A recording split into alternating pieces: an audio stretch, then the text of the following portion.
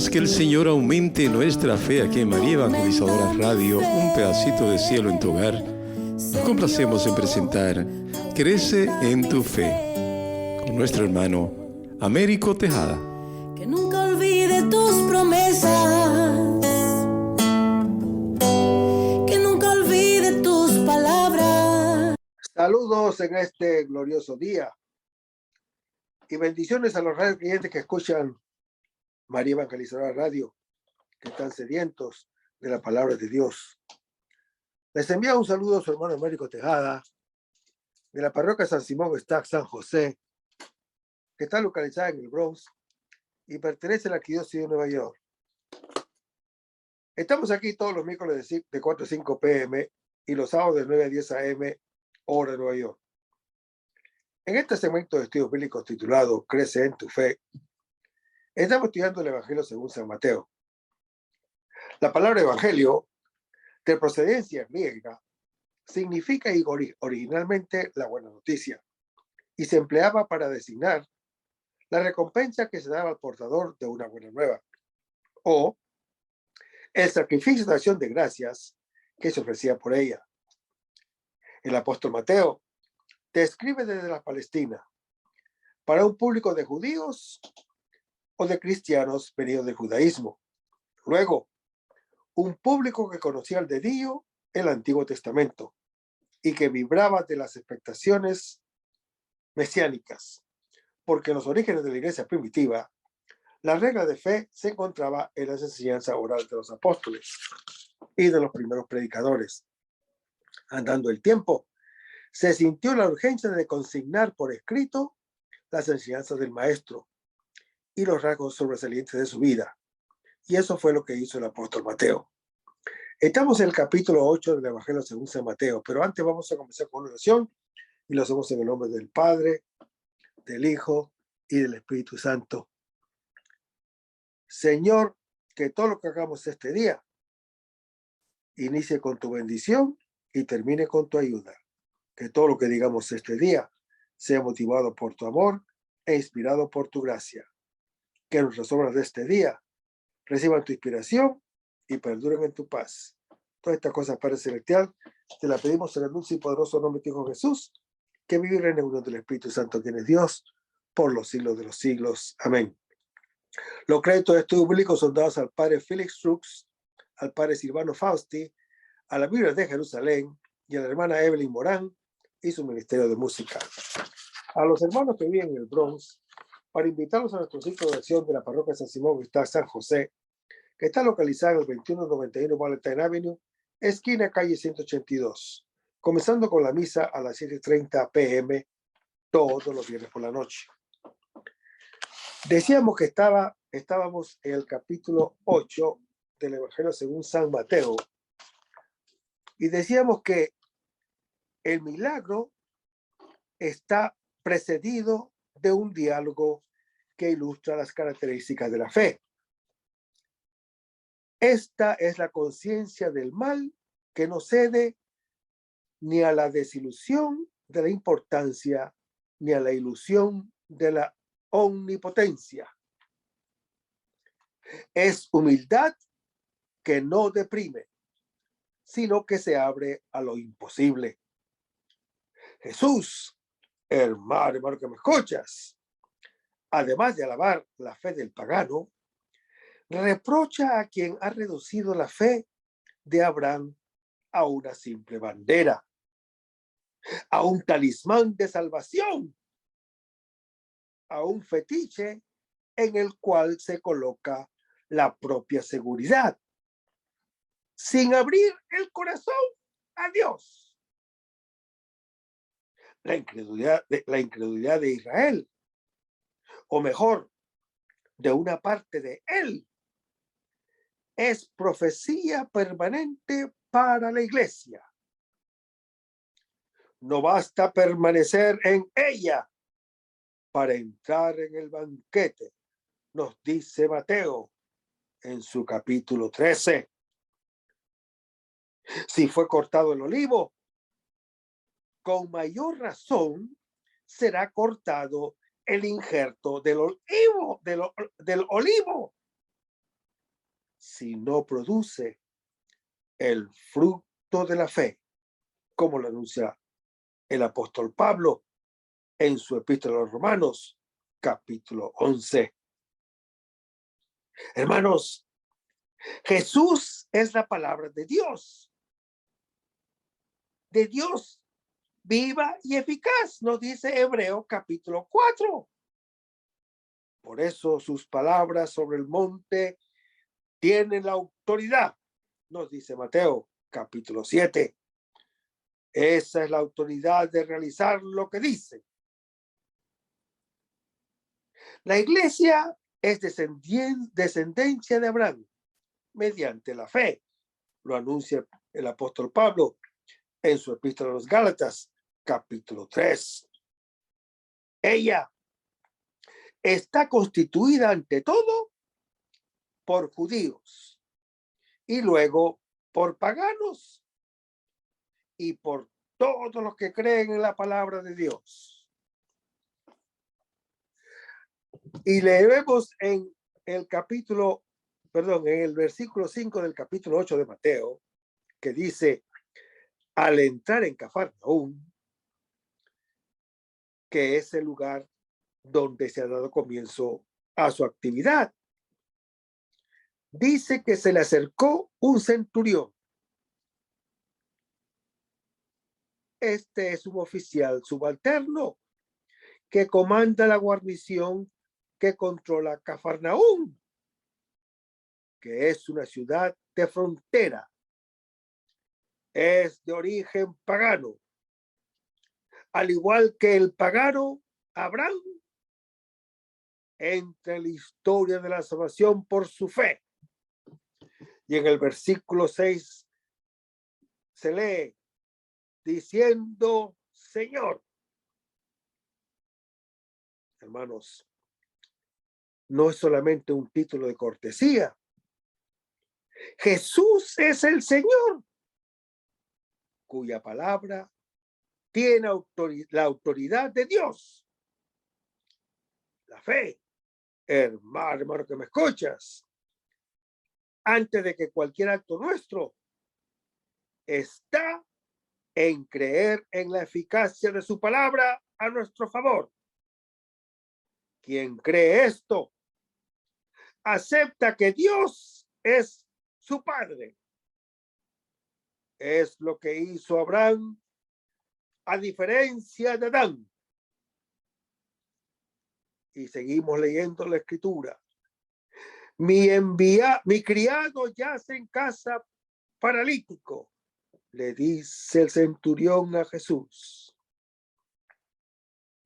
No se especifica la enfermedad, que de todas maneras es dolorosa, produce fiebre y obliga a la inmovilidad, como lo describe Lucas capítulo 7 y Juan capítulo 4. Y en el versículo 7 leemos que Jesús dice: yo iré a curarlo. Hermanos, la respuesta puede significar tanto disponibilidad como negatividad si se lee en forma interrogativa. En efecto, puede significar también: yo, que soy judío, tengo que ir a la casa de un pagano. La respuesta de Jesús a nuestra oración es siempre a la vez afirmativa y negativa. De nuestra fe depende que sea la una o la otra. Y en el versículo 8 leemos que el pagano dice: Señor, yo no soy digno de que entres en mi casa. Son las palabras que repetimos antes de recibir su cuerpo en la misa. La humildad es la primera característica de nuestra relación con Dios. El centurión sabe que recibe como un don y no por mérito suyo. Cualquier título de mérito destruiría el don y a Dios mismo, que es don. Y el centurión dice: basta que lo diga de palabra y mi criado quedará sano. Hermanos, la falsa humildad de quien coloca la esperanza solo en sí mismo ante lo imposible se convierte en resignación o desesperación. La verdadera humildad ante las propias limitaciones se convierte en confianza y todo lo espera de Dios, como el hijo que todo lo espera de la madre. La fe siempre se refiere a la palabra del otro. Y en el versículo 9 leemos que el centurión dice: también yo soy subalterno, tengo soldados a mis órdenes. Hermanos, el centurión hace referencia a su experiencia como oficial subalterno, que obedece a la palabra y con ella da órdenes. Tiene una experiencia pasiva y activa de su poder. La palabra de Dios es viva y eficaz, más penetrante que una espada de doble filo. Lo anuncia Hebreos capítulo 4. Es como un soldado que cumple la voluntad de su comandante, como el esclavo que cumple las órdenes de su señor. No puede quedar sin efecto. Lo anuncia Isaías capítulo 55. Y en el versículo 10 dice que Jesús quedó admirado. La fe asombra al mismo Señor Jesús. Que el hombre crea es la hermosa sorpresa para él. Es una cosa grande nuestra libertad de decirle sí, en lugar de decirle no.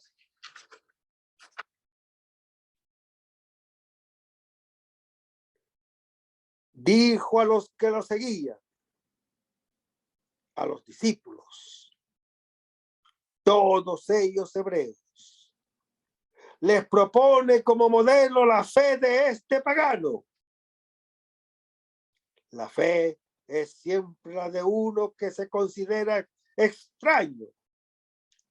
El religioso tiende siempre a sentir la tentación de fiarse de la propia justicia más que de la benevolencia de Dios, de la propia bondad más que de su gracia, como está en Lucas capítulo 18. Y Jesús dice: os aseguro, hermanos, Jesús habla con autoridad divina. Y sigue diciendo Jesús: en Israel no he encontrado en nadie una fe tan grande. La fe del pagano, Abraham, padre de Israel, se encuentra en este extranjero más que en sus hijos. Es un reproche común en los profetas a la presunción de quien piensa siempre que tiene un crédito con Dios. En cambio, el extraño cree que todo es gracia y es puro don. Y en el versículo 11 leemos: muchos de oriente y occidente vendrán y se sentarán en la mesa con Abraham. El reino de los cielos es del Padre. En él entrarán solo los hijos, es decir, hermano que me escuchas, los que, como Abraham, confían en su palabra. La fe extiende a todas las familias de la tierra la bendición prometida al patriarca en Génesis capítulo 12. La confianza en el Padre nos salva porque nos hace hijos y creyentes. Y en el versículo 12 leemos, hijos del reino. Aquí se refiere a los que en Abraham han recibido la promesa. Pero como Adán arrebataron el don, son aquellos a quienes el último de los profetas, sobre la huella de sus predecesores, llama raza de víboras en Mateo capítulo 3. Son aquellos que, de quienes dice Jesús, jamás os conocí, porque dicen, Señor, Señor, pero no cumplen su voluntad, como lo dice aquí Mateo capítulo 7. No hay que entender cómo a menudo se ha hecho estas afirmaciones y otras semejantes del Evangelio en sentido antisemético. La denuncia de los profetas, como la de Jesús y del apóstol Pablo, procede del amor, como está en Lucas capítulo 13, Romanos capítulo 9. Y es solo en vista de la misericordia divina, como está en Romanos capítulo 11. Además, hermano que me escuchas, se trata de una profecía que se refiere a la infidelidad de la misma iglesia. Y dice Jesús, serán echados a las tinieblas de fuera. El que no cree en el amor del Padre todavía no ha venido a la luz como hijo. Está todavía en las tinieblas de fuera. Fuera de sí y de la propia verdad.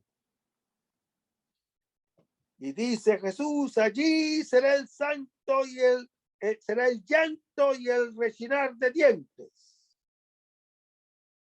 Hermanos, en esta tiniebla hay llanto en lugar de alegría. Rechinar de dientes en lugar de sonrisa. Tristeza y rabia de una vida fracasada. Es mejor no haber nacido que vivir mal. Grande es el poder de nuestra libertad. Decide por la vida o por la muerte. Eso es lo que nos dice el Señor Jesús. Así será el llanto y rechinar de dientes. Así nos dice el Señor Jesús. Y a mí me tiemblan las piernas cuando yo leo este pasaje bíblico. Y en el versículo 13 leemos, que te suceda como has creído, le dice el Señor Jesús al centurión. María dijo, hágase en mí según tu palabra, en Lucas capítulo 1. Al centurión, que como ella es el prototipo del creyente, el Señor puede decirle lo mismo, suceda según tu palabra, Hermanos, la voluntad del Señor y del creyente se vuelven una sola por la fe. La criatura entra libremente en diálogo con su creador. Es la única palabra y en el único amor. En la historia todo sucede según la fe del creyente en la palabra. Y dice que en aquella misma hora sanó el criado. La fe es la hora en la cual se pasa de las tinieblas a la luz. Es la curación del mismo centurión que pasa de esclavo a ser hijo de Dios. Ahora vamos al capítulo 8 del Evangelio según San Mateo, versículos 14 al 17, donde leemos: al llegar Jesús a casa de Pedro, vio a la suegra de este, que estaba en cama y con fiebre. Le tocó la mano y la fiebre la dejó, y se levantó y se puso a servirles. Al atardecer, le trajeron muchos endemoniados. Él expulsó a los espíritus con una palabra y curó a todos los enfermos, para que se cumpliera el oráculo del profeta Isaías. Él tomó nuestras flaquezas y cargó con nuestras enfermedades.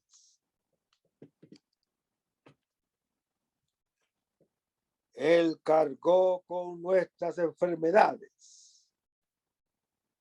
Con estas palabras, hermano que me escuchas, el cuarto canto del siervo de Yahvé, que está en Isaías 53, Mateo interpreta la actitud terapéutica de Jesús.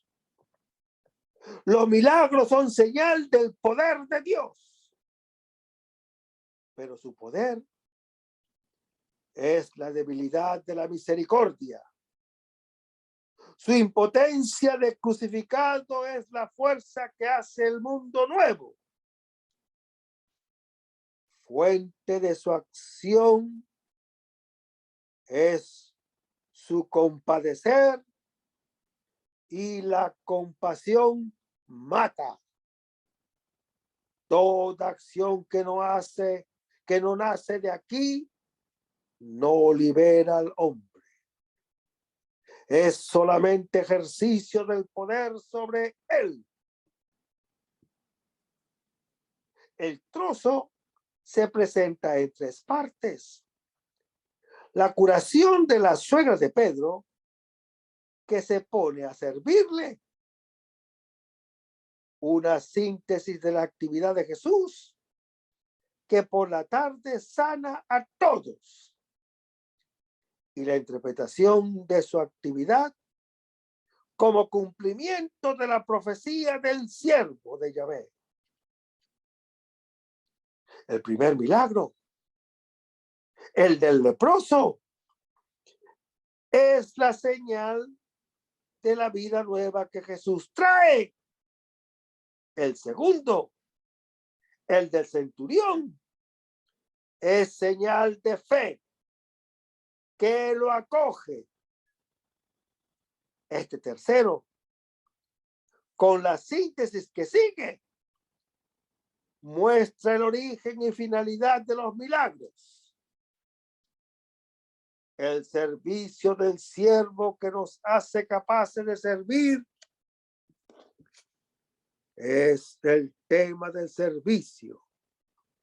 Expresión concreta del amor. Principio y fin de la actividad de Jesús. Él es el siervo de Yahvé, que nos sirve cargando sobre sí nuestro mal.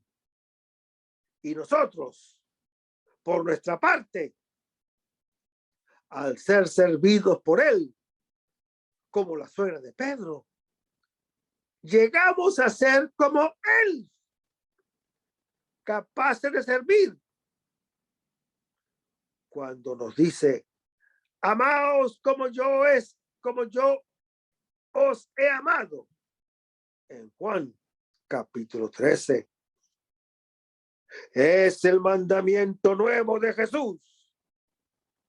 El don del Espíritu del Hijo nos regala la posibilidad de hacer a los otros lo que quisiéramos que los otros hagan a nosotros.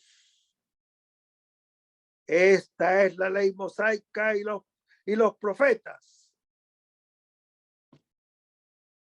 En este breve texto se dice el principio, el medio y la finalidad de la acción de Dios en favor nuestro.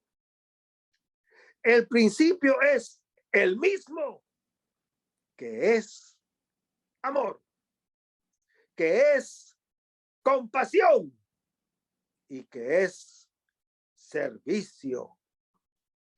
La finalidad es hacernos como Él, capaces de servir. El medio es el servicio de Jesús. Por consiguiente, hermano que me escuchas, el servicio es principio, medio y fin de todo milagro que nos hace semejantes a Él, libres para servir y amar. Este es el mundo nuevo que Jesús nos trae. Jesús, hermano que me escuchas, el Hijo de Dios igual al Padre, ha venido a liberar nuestra capacidad de amar y servir con el servicio de su cruz, donde todo queda cumplido, como lo anuncia Juan, capítulo 19. La iglesia está representada en la suegra de Pedro. Sirve porque es servida. Ama porque es amada. Se deja lavar los pies de Jesús y así tiene parte con él. Lo anuncia Juan, capítulo 13. Y en el versículo 14 leemos, al llegar Jesús a casa de Pedro, hermanos, estamos en Cafarnaúm, en donde Jesús ha venido a habitar desde el comienzo. Este quedará como el punto de referencia de su ministerio hasta su último viaje a Jerusalén, como está descrito en Juan capítulo 19. La casa donde se vive como hijos y como hermanos es imagen de la iglesia. En ella nosotros somos como la suegra de Pedro, inmovilizados por la fiebre, incapaces de servir a los otros y necesitados de ser servidos. Y dice que Jesús vio. La iniciativa es de Jesús, que ve la necesidad e interviene.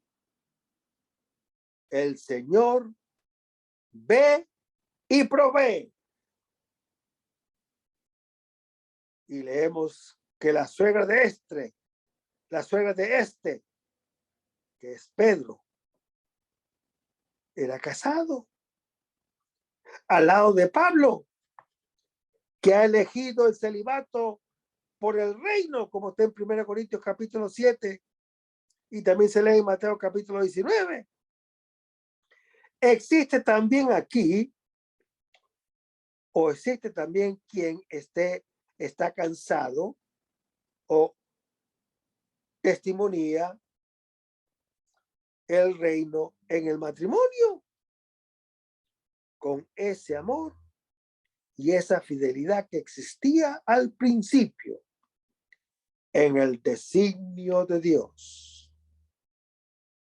Y dice la escritura que la suegra de Pedro estaba en cama y con fiebre. Existen muchas fiebres que obligan al enfermo a estar en el lecho y sirven para hacerse servir en la casa de Pedro. Así como por el camino se discute siempre acerca de quién es el más grande, acerca de quién debe dominar, como está en Mateo capítulo 18. Todos somos pecadores, privados de la gloria de Dios, nos dice Romanos capítulo 3. Ninguno sabe amar y servir gratuitamente. Todos queremos ser amados y servidos gratuitamente. Y dice en el versículo 15 que Jesús le tocó la mano. Hermanos, tocó al leproso para darle vida nueva. Ahora, con la propia mano, toca la mano de ella para comunicarle su capacidad de servir. La mano significa la acción. Con ella el hombre puede aferrar y devorar, o bien recibir un don, trabajar y dar un don. El uso que le da a la mano lo embrutece y lo hace semejante a Dios. Muchos no distinguen la mano de una mandíbula o de una garra. Y dice que la fiebre la dejó. Tocar es entrar en comunión, intercambiar calor y energía. Con su toque se calma nuestra fiebre. Sanamos de nuestro egoísmo y nos hacemos capaces de servir. Su mano, que es la misma del Padre, según Juan capítulo 10, viene a ser la nuestra. Y la nuestra viene a ser la suya, que, clavada en la cruz, llevará nuestra fiebre. Y dice que la suegra se levantó. Es la misma palabra que se usa para indicar que Jesús resucita. En ella sucede el despertar de la muerte del egoísmo para la libertad en el servicio. Ha pasado la pesadilla de la noche y viene la luz. Nosotros sabemos que hemos pasado de la muerte a la vida porque amamos a los hermanos, nos dice 1 Juan capítulo 3. Y dice que la suegra de Pedro se puso a servirle. Hermanos, servir no es una simple señal de curación. Tampoco es, como lo dice alguna acción típicamente femenina. En los Hechos de los Apóstoles, capítulo 6, se eligen 7 hombres que sirven a mujeres. El Señor Jesús mismo se define como el que sirve en Lucas capítulo 22.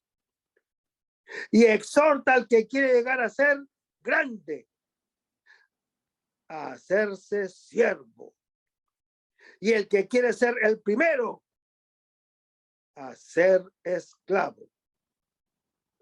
Porque el Hijo del Hombre no ha venido para ser servido, sino para servir y dar su vida como rescate por muchos, como lo anuncia Mateo, capítulo 20. En efecto, hermano que me escuchas, servir es la expresión concreta del amor, que se realiza no tanto con las palabras, como con los hechos y en verdad. Nos dice Primera de Juan, capítulo 3.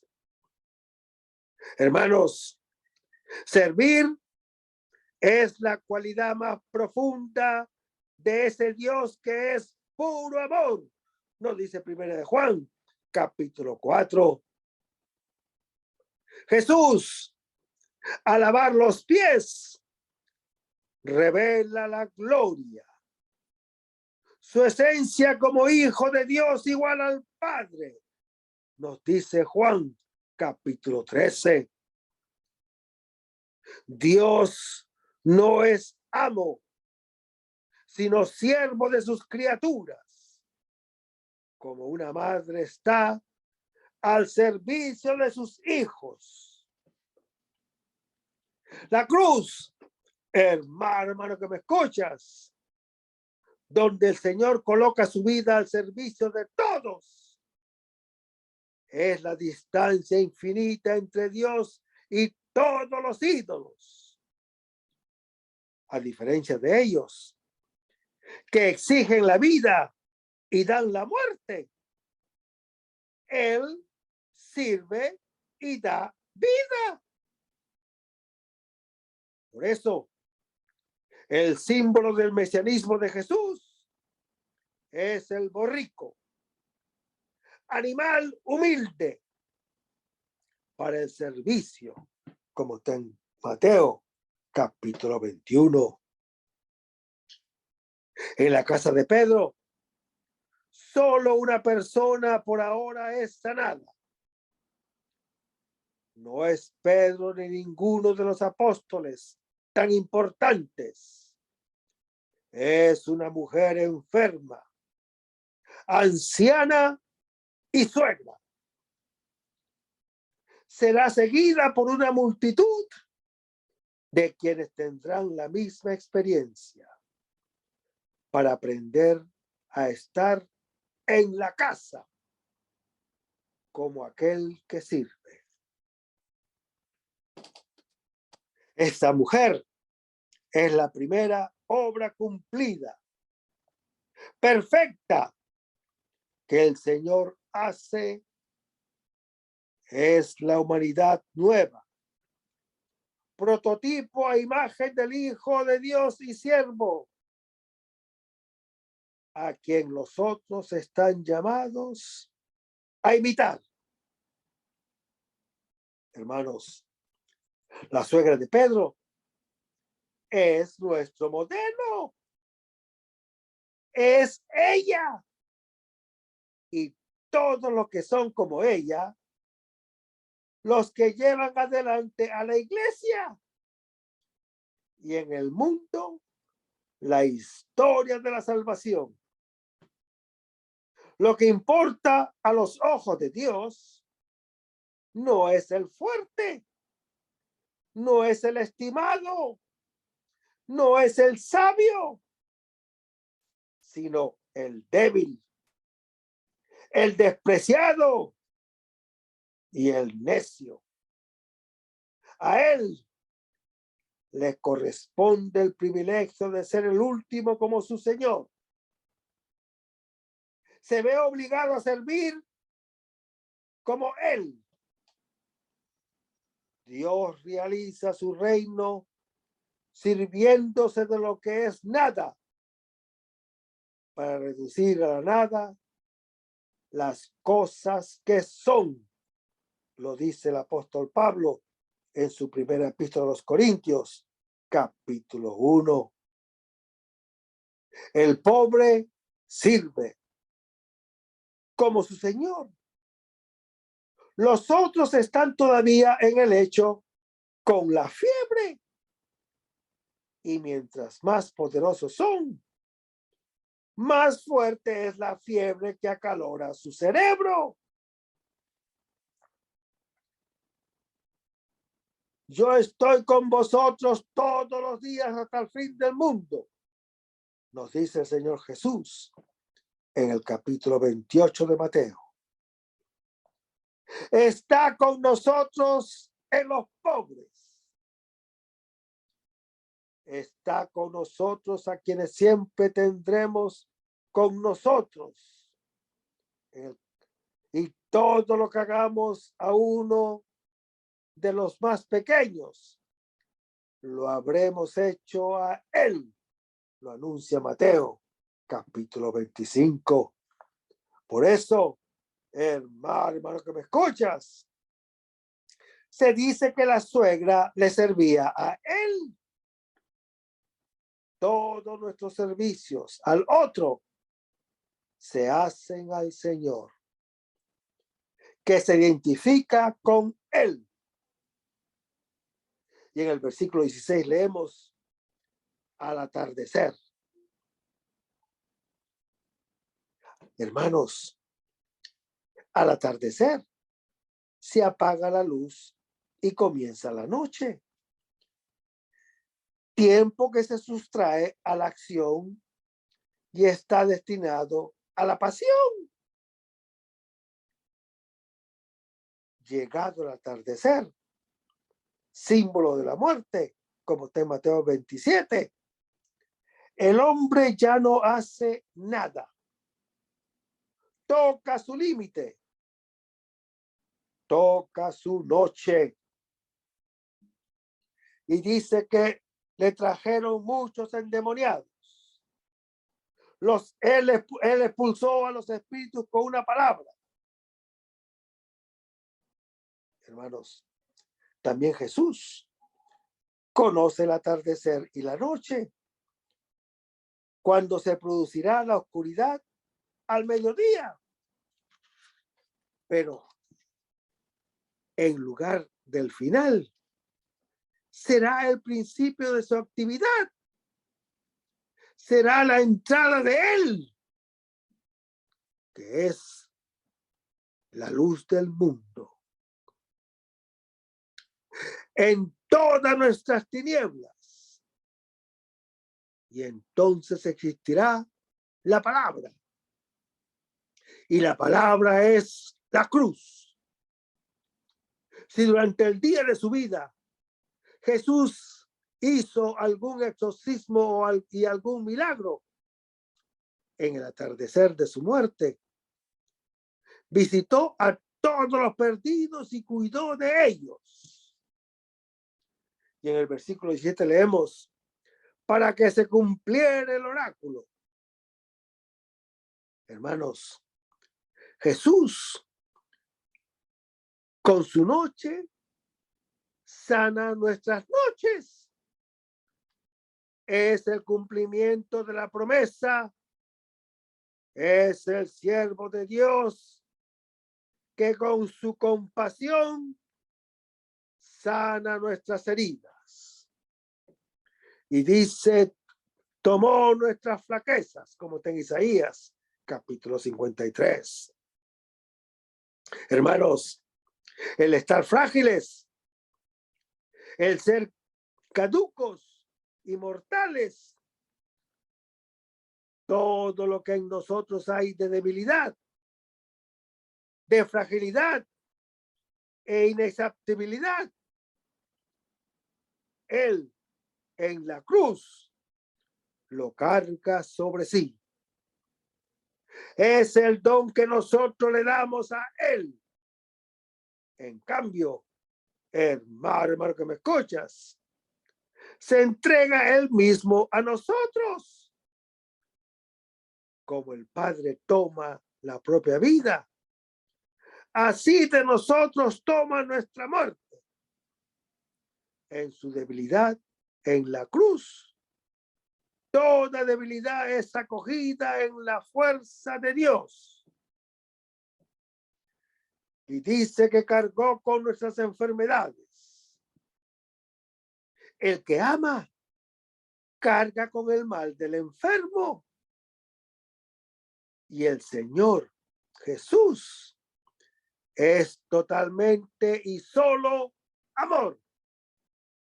Llevar, en griego, bastazo, es la acción del asno. El burro que lleva la carga. Jesús que muere en la cruz lleva sobre sí el peso de nuestros males. Junto con el cordero, el asno es uno de los primeros símbolos de Cristo. Así se ve el crucifijo con la cabeza de asno en las catacumbas. Nuestras enfermedades y debilidades vienen a ser el lugar de comunión con Él, que con su cruz se entrega a cuidar de nosotros. Se hace nuestro siervo para que nosotros obtengamos su libertad, que es servir por amor, como lo anuncia el apóstol Pablo en su epístola a los Gálatas, capítulo 5. Leamos ahora Mateo 8, versículos 18 al 22, donde se lee: viéndose Jesús rodeado de la muchedumbre, mandó pasar a la otra orilla del lago. Y un escriba se acercó y le dijo: Maestro, te seguiré a donde quiera que vayas. Jesús le dijo: las zorras tienen guarida y las aves del cielo nido, pero el Hijo del Hombre no tiene dónde reclinar la cabeza. Otro de los discípulos le dijo: Señor, déjame ir primero a enterrar a mi padre. Jesús le dijo: sígueme y deja que los muertos entierren a los muertos. Te seguiré, dice un escriba a Jesús. Sígueme, dice Jesús a un discípulo. Las dos escenas muestran la diferencia entre el escriba y el discípulo. El primero se ofrece libremente para entrar en la escuela del maestro, a quien él mismo elige para aprender la palabra que ha de seguir y llegar a ser él también maestro. El segundo es el llamado directamente por Jesús para seguirlo, y este es el creyente. Jesús no es el maestro, sino la misma palabra que viene antes de todo. Lo que para el escriba es Dios y su ley mosaica, para el discípulo es Jesús y su camino. El único tesoro, el único afecto de su vida. El apóstol Mateo es un escriba que se ha convertido en discípulo. Ha encontrado la novedad absoluta. Ha encontrado el tesoro. Ha encontrado la perla preciosa. Y con alegría vende todo para poseerla, como está en Mateo capítulo 13. El tema del trozo es seguir a Jesús.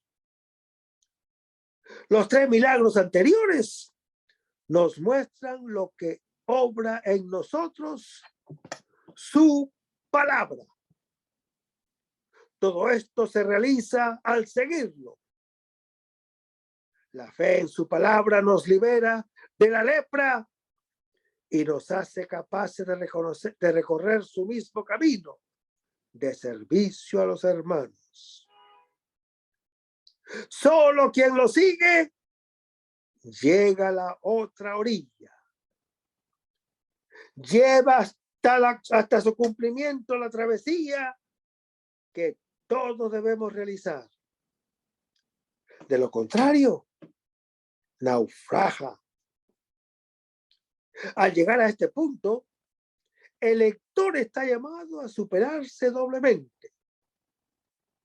Como escriba, es llamado a ser discípulo, invirtiéndolo todo en aquel que no solo es el maestro, sino que es el Señor. Y como discípulo, está llamado a superar toda veleidad para amarlo a Él con todo el corazón, con toda el alma y con toda la mente, como lo anuncia Deuteronomio capítulo 6. Esta es la vida, el don que Él le ofrece a su creyente, como lo anuncia Deuteronomio capítulo 30. Hermanos, Jesús es el Señor.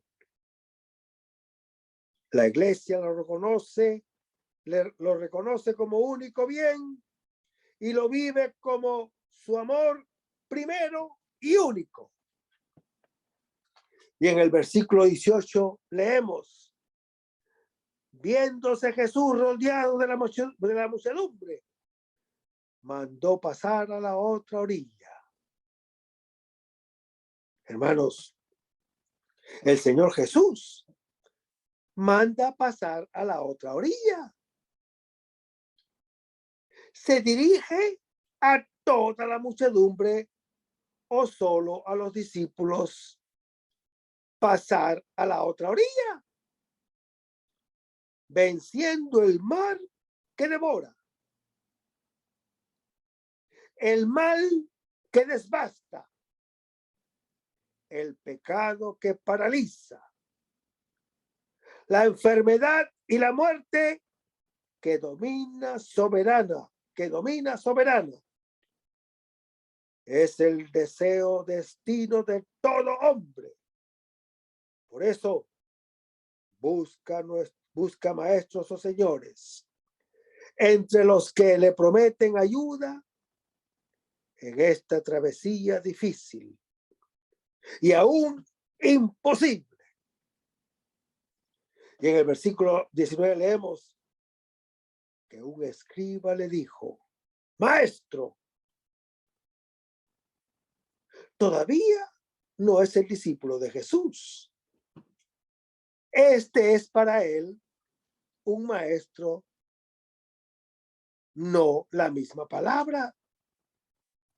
El Señor a quien hay que servir. Te seguiré, dice este escriba.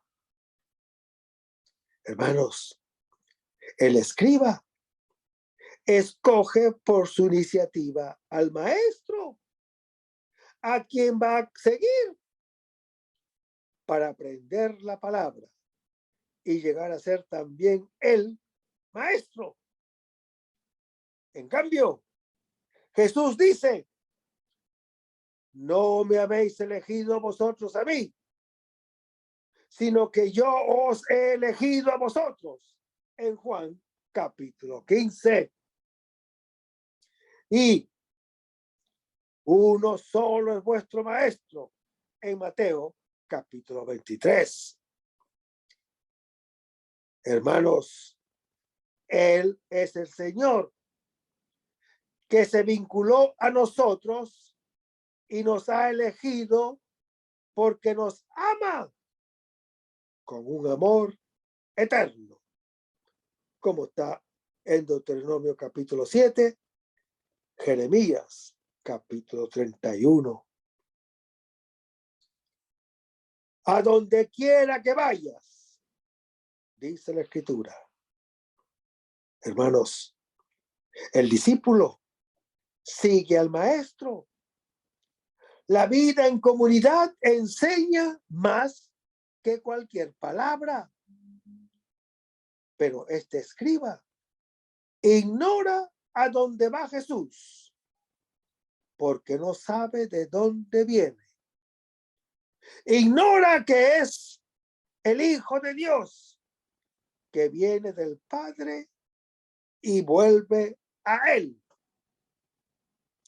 Y en el versículo 20 leemos: las zorras tienen guarida y las aves del cielo nido. Hermanos, guarida y nido son el lugar de donde cada uno viene. Son imágenes de la madre. Son imágenes de casa. Son imágenes de vida. Son imágenes de seguridad y riqueza. Sin embargo, hermano que me escuchas, quien no deja a la madre no es digno de mí. Nos dice el Señor Jesús en Mateo capítulo 10. Todavía no ha nacido. Y la Escritura dice: el Hijo del Hombre no tiene dónde reclinar la cabeza.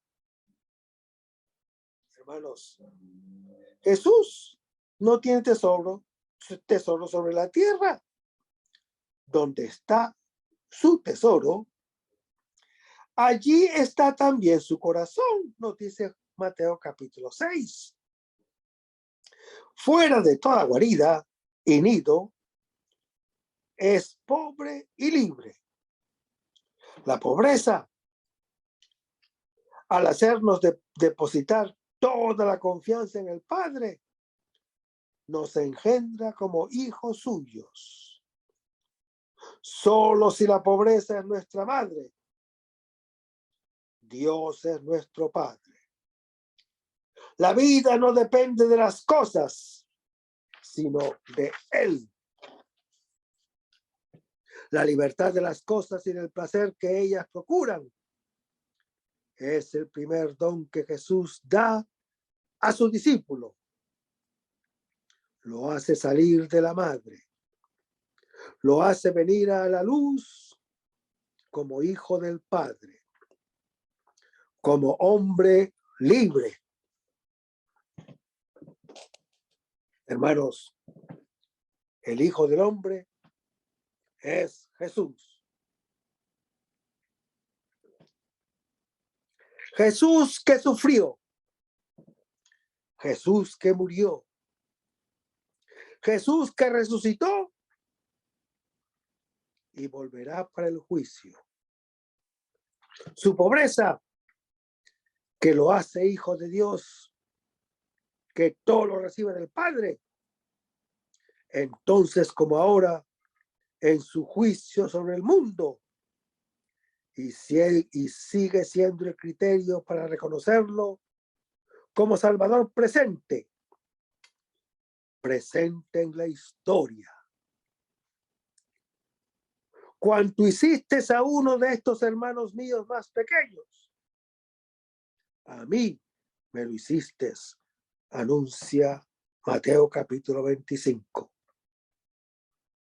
En el pobre somos juzgados y salvados. Y en el versículo 21 leemos: otro de los discípulos.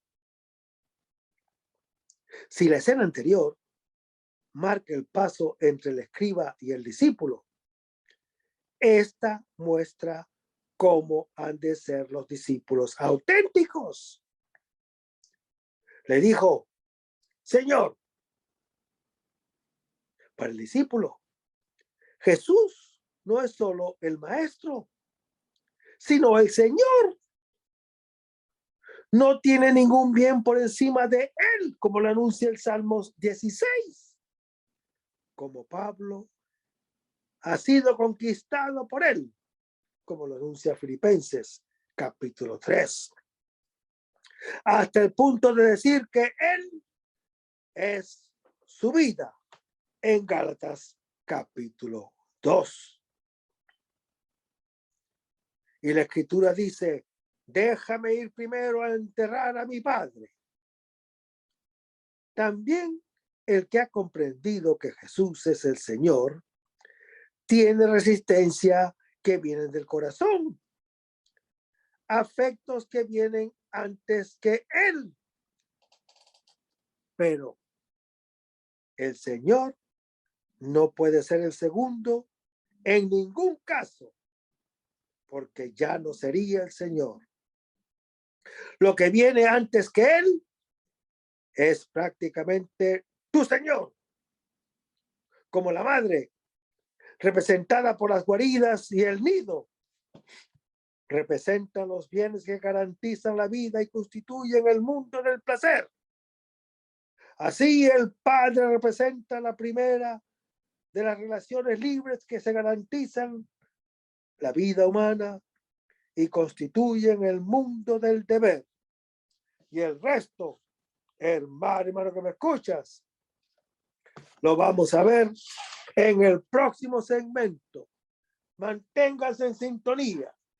Vamos a despedirnos con oración y lo hacemos en el nombre del Padre, del Hijo y del Espíritu Santo. Señor Jesús, ayúdanos a conservar el fervor espiritual, la dulce y confortable alegría de evangelizar, incluso cuando hay que sembrar entre lágrimas, como Juan el Bautista, como lo hicieron los apóstoles Pedro y Pablo y los otros apóstoles, y también esa gran multitud de evangelizadores que se han sucedido a lo largo de la historia de la Iglesia Católica, con un ímpetu interior que nada ni nadie sea capaz de extinguir. Señor Jesús, que sea esta la mayor alegría de nuestras vidas entregadas al Evangelio. Y ojalá que el mundo actual pueda así recibir la buena nueva de tu Evangelio, porque tenemos la tarea de anunciar el reino de Dios y de implantar tu iglesia en este mundo que todavía no te conocen. Todas estas cosas, Padre Celestial, te las pedimos en el dulce y poderoso nombre de Hijo Jesús, que vive y reina en unión del Espíritu Santo, quien es Dios, por los siglos de los siglos. Amén. Que el Señor nos bendiga. Hasta el próximo segmento.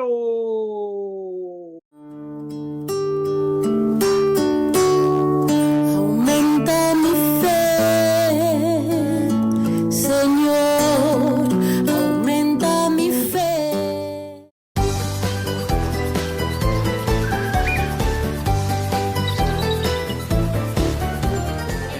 María Evangelizadora Radio. Un pedacito de cielo en tu hogar. Evangelizando para el mundo. 100% católica.